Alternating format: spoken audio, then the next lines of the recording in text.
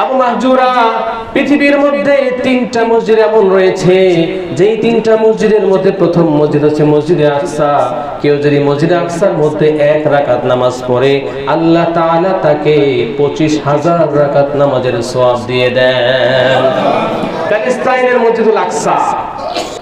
দ্বিতীয় মসজিদ বিশ্ব নবীর মসজিদ, মসজিদে নববী, মদিনা শরীফের মসজিদ।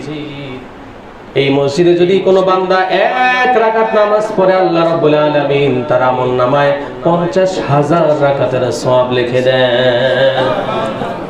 তৃতীয় মসজিদ হলো মসজিদে হারাম, বাইতুল্লাহ শরীফ, কাবা শরীফের চতুর্পাশে যেই গোল মসজিদ, এটা হচ্ছে মসজিদে হারাম। বিশ্বনবী বলেন কোন বান্দা যদি মসজিদে হারামের মধ্যে 1 রাকাত নামাজ পড়ে আল্লাহ রাব্বুল আলামিন তার আমলনামার মধ্যে 1,00,000 রাকাত নামাজের সওয়াব লিখে দেন।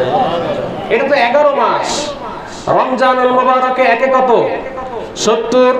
বিশ্বনবী বললেন কোন বান্দা যদি রমজানুল মুবারক মাসে মসজিদে হারামের মধ্যে 1 রাকাত নামাজ পড়ে আল্লাহ তাআলা 1 রাকাত নামাজের জন্য তার আমলনামায় 70 লক্ষ রাকাত সওয়াব লিখে দেন।